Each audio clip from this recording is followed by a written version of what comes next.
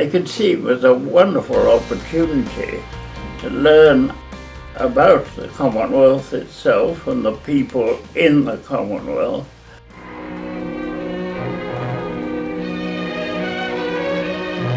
Members came from all over the world to the Duke's study conference on the human problems of industrial communities within the Commonwealth and Empire.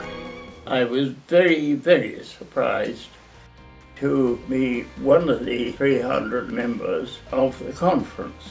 At that stage, I had no standing in the hierarchy within the industry.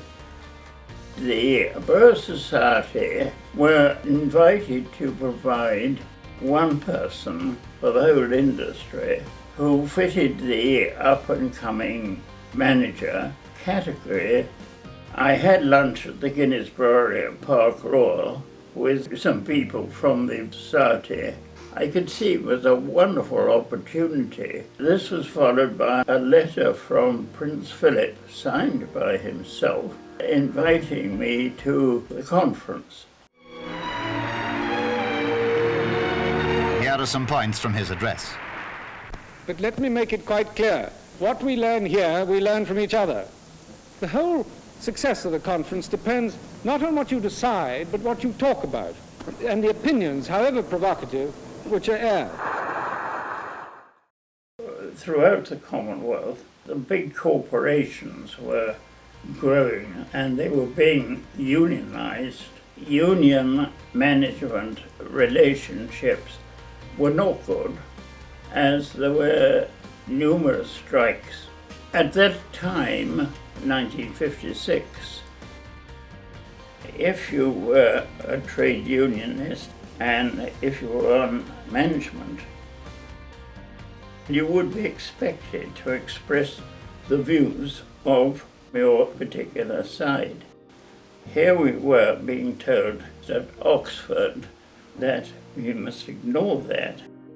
The main point that was drilled into us from the very beginning was that we were there representing ourselves. We were not representing a trade union, we were not representing management. We were there as individuals. This was a marvelous opportunity, therefore, to bring parties together.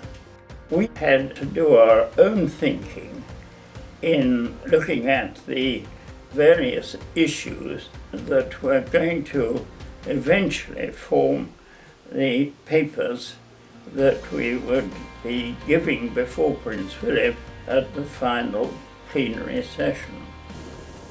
It may not be very easy to decide quite what we are aiming at in this modern world of ours, but whatever the target, we must take into account that all people are primarily citizens and not just workers with a bit of private life. I see no advantage in a prosperous and powerful state if it is to be achieved at the expense of human freedom and happiness.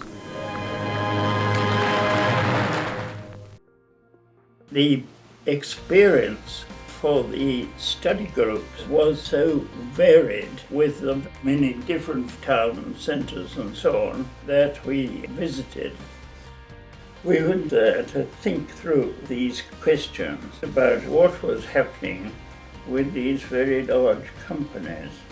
I found as the conference went on that you were just reacting from your own point of view. People started, whatever their backgrounds, joining in, and this encouraged us to think in terms of what we call the esprit de groupe, being able to enter into relaxed conversation with other people and really understand where the other person is coming from was essential.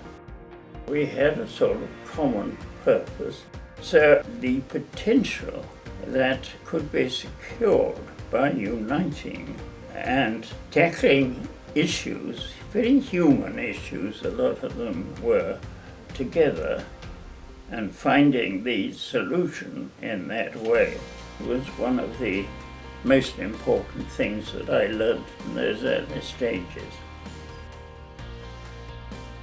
I think the highlight of the conference experience was to see the breakup of this old concept of two sides and Berkeley never the twain shall meet. It really did do something for us who were on the management side and the trade union side to realize there was an awful lot to be gained if you approached issues with a much more open mind. A number of us decided that we would carry on having meetings after the conference. So I think that is a fair indication of the enthusiasm. The conference certainly has stood the test of time. It's even more important today because there has to be the opportunity for people who have leadership qualities to be able to display them